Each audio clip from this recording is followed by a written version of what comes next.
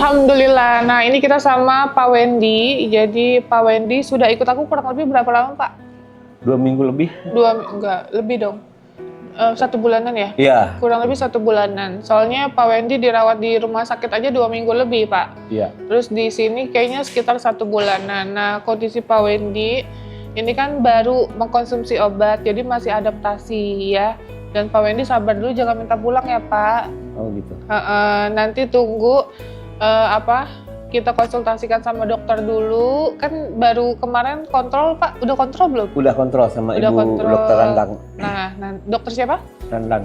Oke, nanti kita ketemu lagi sama dokter, baru kita konsultasikan kalau Bapak pulang seperti apa. Ya, karena kan kalau Sopian kan udah ikut kita udah lama banget ya, dari sebelum Lebaran, pas puasa dia udah ikut sama kita. Nah, emang kondisinya sudah membaik, sudah pulih, dan dokter juga udah ACC untuk pulang gitu. Nah, Pak Wendy di sini gimana? Kalau pada dasarnya saya ini kerasan teh ya, kerasan, betah. ada nyaman, ya betah gitu. Kalau sudah bilang hanya saja kenapa misalkan kalau ada pertanyaan apakah mau pulang, apakah udah merasa aman, alhamdulillah udah merasa aman, bahkan sangat aman gitu ya, tidak terpikirkan lagi mengenai apa itu alkohol. Dan seperti bisikan-bisikan kan nggak pernah kalau sebetulnya, saya cuma ini aja kecanduan alkohol. Dan selama mau sebulan ini ya udah bisa melupakan gitu teh.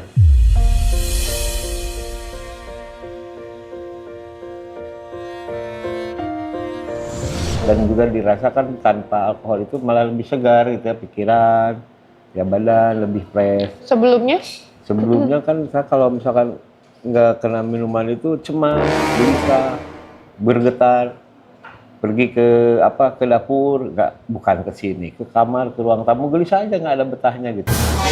Nah, sangat ketergantungannya itu. Dan ya mungkin rekan-rekan saudara-saudara di tim Teh Pratiwi Novianti ini bisa pada melihat gitu ya, sayanya biasa-biasa aja gitu, nggak ada linglung, cemas, gelisah gitu. Tapi setelah konsumsi obat, iya kan? Sebelumnya kan juga tetap kondisinya masih nggak stabil kan, Pak? Maksudnya masih gelisah, nggak bisa tidur, betul kan? Iya. Bapak nggak bisa tidur gitu, terus ada kecemasan tersendiri yang Bapak pun nggak tahu cemasnya tuh kenapa. Iya. Betul ya? Iya, betul. Gitu. Nah, sekarang baru berangsur membaik baru ya. Karena dia Pak Wendy aja baru 1 bulan. Jadi kalau menurutku 1 bulan itu bukan progres yang lama, baru 1 bulan. Yang notabene kita masih harus konsultasi sama dokter terkait kondisi kesehatan Pak Wendy. Contoh misalnya, nanti kita make sure juga apakah pada saat kita pulangin ke Bandung nanti kita antarkan, di sana tetap bisa terjamin obat-obatannya yang dikonsumsi sekarang gitu. Jadi harus dipastikan obatannya bisa dijangkau di Bandung juga gitu. Dan harus ada yang bantu aku untuk menebus obat tersebut ya. Harus ada orang yang bantu nebus obat. Dan karena kondisi seperti ini Pak Wendy harus bergantung sama obat agar menghilangkan rasa gelisah, rasa gak bisa tidur, dan menenangkan cemasnya itu dengan obat yang sekarang dikonsumsi. Aku gak bisa sebutin jenis obatnya apa, tapi emang untuk menenangkan Pak Wendy gitu ya. Nah, jadi nanti kita harus konsultasikan beberapa step dulu. Yang pertama dokter, kedua keluarga, bisa apa enggak. Dan nanti kita coba telepon juga pihak keluarga maunya seperti apa terhadap Pak Wendy. Tapi kalau menurutku Pak Wendy punya hak untuk pulang. Tapi di satu sisi kita juga sayang sama Pak Wendy. Kita juga nggak mau pulangkan Pak Wendy tapi ternyata hasil kita 0 gitu. Saya mau pulangkan Pak Wendy tapi tetap gimana pun bertanggung jawab sama Pak Wendy dengan kondisi yang sudah jauh lebih baik daripada sebelumnya. Ya Pak Wendy, ya maaf ya Pak Wendy, bukan kita menahan, kita nggak nahan. Semua hak punya Pak Wendy, tapi karena kita sayang sama Pak Wendy, kita pengen Pak Wendy juga yang terbaik nantinya. Pak Wendy paham ya maksud aku ya? Paham. Ya, jadi bukan kita nahanan, kita nggak boleh kan nahan Pak Wendy, tapi di satu sisi Pak Wendy harus tahu alasan aku kenapa aku menahan Pak Wendy gitu. Jadi nanti ini kan hari Sabtu ya, hari Senin kita konsultasikan, nanti abis ini kita telepon juga pihak keluarga Pak Wendy, kita tanya bisa nggak nanti bantu ke depannya untuk menebus obat agar Pak Wendy tidak putus obat ya. supaya Pak Wendy tidak minum alkohol lagi gitu, supaya tidak kecanduan lagi. Dan satu lagi Pak Wendy, supaya Pak Wendy menjauhkan hal-hal negatif itu dengan cara apa? Ya dengan cara, kalau saya sih yang lebih signifikannya tuh dengan sholat. Nah, betul. Dan juga zikir. Gitu. Nah, betul. Dengan sholat. Jadi Pak Wendy itu alhamdulillah sering banget menjadi imam pada saat sholat. Jadi suka bergantian, ya suka bergantian sama Pak Lasam dan juga sama Sopian. Ya, Sopian hari ini pulang. Jadi Pak Wendy yang akan jadi imam karena Pak Lasam lagi di rumah sakit, kemarin lagi kambuh lagi ya? Kambuh ya, Pak Lasam lagi kambuh lagi, Nisa lagi kambuh lagi. Kemarin kenapa Pak tiba-tiba diem? Siapa? Pak Lasam. Kalau yang saya lihat itu di waktu di rumah masih biasa-biasa. Terus Pak Lasam tuh pakai peci apa gitu sama Nisa tuh dicandain. Wah itu kayak tentara. Pak Lasam teh hormat. Jadi terus aja hormat tiba-tiba. Sampai ke sini wajahnya juga beda gitu ya dari sinar matanya. Dan pucat ya terus aja sering hormat. Nah dari situ padahal ya di rumah nggak apa-apa, jadi dalam arti kata tiba-tiba gitu ya. Iya, ke-trigger ya. Ke-trigger, nggak tahu tuh kata-kata tentara tuh kenapa dia bisa jadi kumat lagi gitu. Tapi yang jelas dia sempat ada keceplosan ngomong sama kita ya.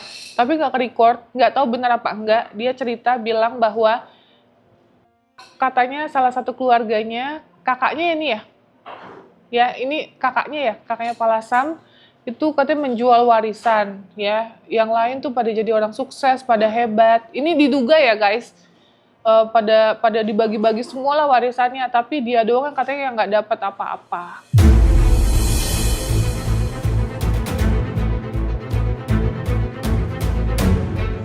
Katanya gitu, dan dia dibeliin cuman motor biasa, sedangkan yang lainnya sampai punya rumah, punya mobil, katanya seperti itu. Tapi itu aku kembalikan lagi, tidak tahu itu benar apa tidak, tapi itu adalah salah satu penyebab dia menjadi depresi adalah katanya masalah warisan.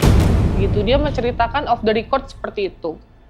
Nah, terus kemarin makanya kita masukkan lagi ke rumah sakit karena udah gelisah banget dianya, aku pun yang ngeliat coba kasih obat, tapi ternyata masih kayak gitu.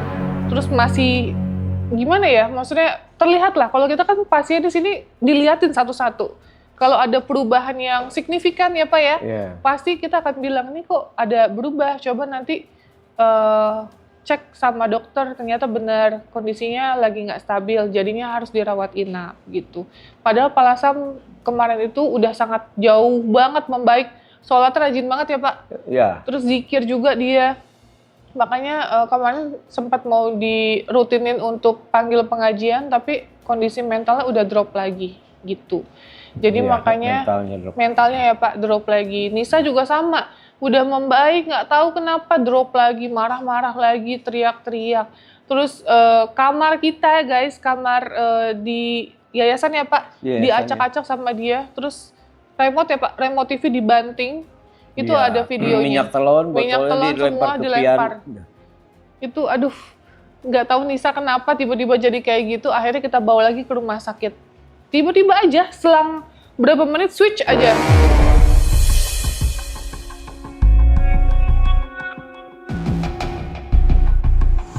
Moodnya langsung beda gitu loh. Yang tadinya baik-baik aja, terus dia teriak-teriak. Kita bingung ya, ini kenapa? Ya udahlah kita bawa ke rumah sakit. Gitu guys, makanya kenapa aku bilang ketika dari rumah sakit jiwa itu dalam pengawasan kita, bisa jadi seperti itu. Nanti belum pulih 100% ya, masih dalam tahap pemulihan, tiba-tiba ada yang nge-trigger jadinya balik lagi gitu. Kalau dalam pengawasan kita langsung bawa ke rumah sakit guys. Nggak usah nunggu babi bu, kita langsung bawa ke rumah sakit. Gitu ya. Karena takutnya kan juga membahayakan yang lain ya, karena dia udah lempar-lempar segala macam, teriak-teriak. Seperti itu sih ya. Ini Sopian udah siap-siap mau pulang dia. Ya semangat gitu banget. Nopi ya. Dan saya sendiri pun di posisinya kalau ada pertanyaan apakah udah mau pulang, ya mungkin apa terbesarnya saya menjawab iya. Karena memang saya sendiri pun ada punya pikiran gitu ya di sana itu ada hal yang perlu saya selesaikan. Ada apa tuh Pak? Ini apa, kalau ya semua juga keluarga sebetulnya tahu saya kan tertipu tentang modal. Saya itu berusaha untuk ingin ada kegiatannya, mau bermodal itu, mau noko, mau jualan gitu. Nah, saya kan punya calon istri. Nah, waktu itu saya pulang dulu ke Tasik, nganterin anak-anak, kembali lagi ke Bandung. Ternyata uang itu malah dipinjemin sama ini tuh, sama calon istri itu. Sampai sekarang nggak ngembaliin. Nah, kemarin tuh ada janji dengan orangnya, katanya tanggal 1, tanggal 2 saya akan kembalikan.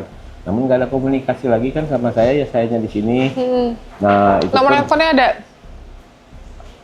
rasa kan nggak ketalan nomor teleponnya. Tapi kalau diminta ya, insya Allah bisa. Ya minta aja. Ya diminta ke nanyain gitu ke Nanti mami. dikasih HP admin. Ya ke mami. Dan Coba minta Mbak Uti, abis ini mau telepon sama mamanya Pak Wendy. Heeh. Nah, saya jadi ganjal itu karena uang itu termasuk uang panas lah teh. Saya juga dapat minjam di situ. Mami juga tahu. Berapa Pak? 5 juta teh. 4.800.000. Mau Minjem sama?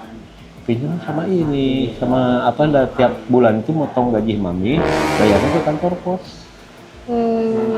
Ke kantor pos, ya, saya juga jadi pikiran kasihan gitu kan, seperti mami pensiunan ada 1.600.000 lebih sedikit, dipotong sama ini, dipotongnya 1.400.000 lebih.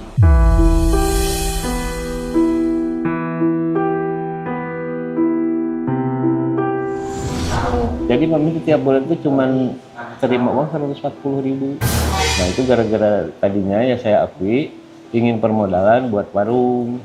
Nah, tapi ada namanya ya, calon saya nggak tahu udah terbujuk atau gimana, saya pulang dari Tasik, uang malah nggak ada. Tempat udah ada yang Umur berapa Pak? Siapanya? Umur berapa calon istri Bapak? 45. Oh 45. Udah ini juga sih. Dia udah punya anak gitu, ada anaknya. Ada Ya nggak anak. apa-apa, nanti kalau Bapak masih ada urusan, nanti coba minta nomor teleponnya supaya Bapak juga tenang gitu, sambil bisa ngurus-ngurusin gitu by phone gitu ya. Iya. Tapi iya. kita pun sambil proses konsultasi terkait Bapak gitu ya. Iya, baik. Biar sama-sama enak gitu. Nanti Mbak pinjemin handphone aja Mbak. Dan saya juga sebetulnya Heeh. tapi ya seperti mana ada misalkan penawaran apakah udah mau pulang, saya ya mau karena ada salah satunya ada urusan. Nah, bahkan tapi gitu ya, saya juga kalau Teknopi beserta tim di sini, utamanya Teknopi mau terima saya lagi untuk kembali. Dan alhamdulillah sih kalau saya sih normal-normal aja gitu ya, apalagi sekarang kan dengan terapi ke dokter spesialis kan, dokter khusus, saya juga udah bisa melupakan lah, udah stabil, dalam kondisi aman, zona aman gitu. Nah, saya sendiri kalau pulang ke Bandung tuh bukan untuk selamanya lah gitu ya. Kalau misalkan kata Teknopi, Pak Windy kesini lagi. Nanti. Mau diminta datang lagi ke sini, insya Allah saya siap. Kakak itu ya yang misalkan tidak tercapai ingin jualan di warung gini gitu, saya juga ingin ada kegiatan teh. Karena saya rasa ya saya kan yang menjalani teh ya.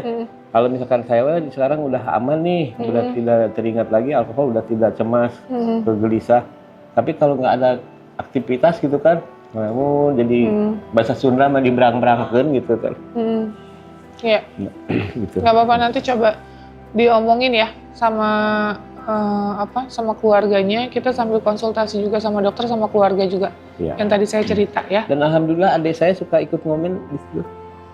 Yang namanya Ranti Rukiana Dewi. Oh, di situ komen. Iya. Oh, kita kan ada live streaming. Nah, jadi live streaming supaya transparan nih kita ngapain aja kegiatan-kegiatannya gitu, suka ngobrol di sini gitu. Nah, ternyata adik Bapak suka komen. Iya, adik suka komen. Suka ngeliat ya keadaan Bapak, yang penting sehat baik gitu ya Pak. Iya. Saya sih cuma pesen Pak, mau Bapak di sini, mau Bapak nanti di rumah pulang. Pesen saya satu, jangan tinggalkan sholat. Kalau Bapak sholat, insya Allah Bapak dijauhkan dari hal-hal negatif. Betul. Tapi kalau Bapak sudah mulai meninggalkan sholat, nanti hal negatif akan tetap datang ke Bapak. Iya. Gitu ya.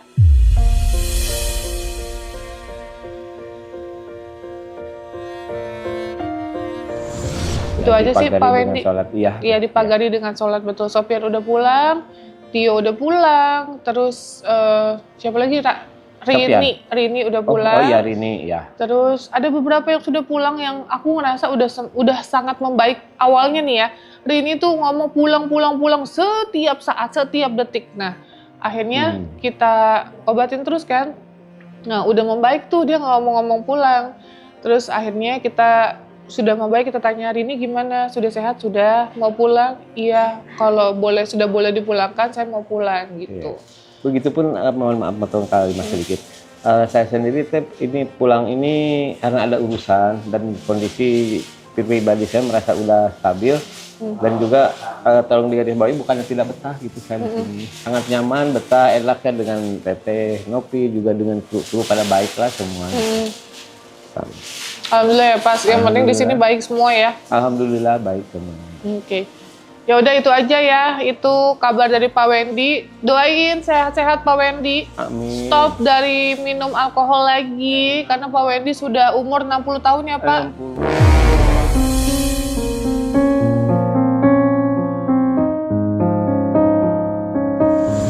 Nah, jadi mau sampai kapan lagi Pak Wendy konsumsi alkohol? Menurutku udah sangat cukup. Bapak dari SD sampai sekarang 60 tahun ya Pak. Iya. Mau sampai kapan Bapak stop untuk konsumsi kalau nggak mulai dari sekarang ya?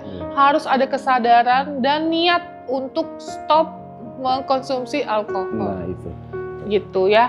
Oke, terima kasih sekali lagi untuk kalian semua yang udah dukung support yayasan kami Rumah Peduli Kemanusiaan. Semoga banyak orang baik di luar sana yang terus membantu yayasan kami. Dengan uluran tangan kalian kita bergotong royong membantu orang-orang yang membutuhkan di luar dan juga di dalam yayasan kami. Karena jujur kalau cuma saya sendiri, saya punya keterbatasan, nggak akan bisa dan tidak akan mampu saya berdiri tanpa bantuan kalian semua. Makanya saya mau meminta tolong terhadap kalian semua yang menonton tayangan ini untuk membantu bersama-sama Yayasan Rumah Peduli Kemanusiaan tetap berjalan dan membantu sesama umat manusia yang membutuhkan tanpa melihat ras, suku, dan agama. Ya. Terima kasih sekali lagi. Assalamualaikum warahmatullahi wabarakatuh.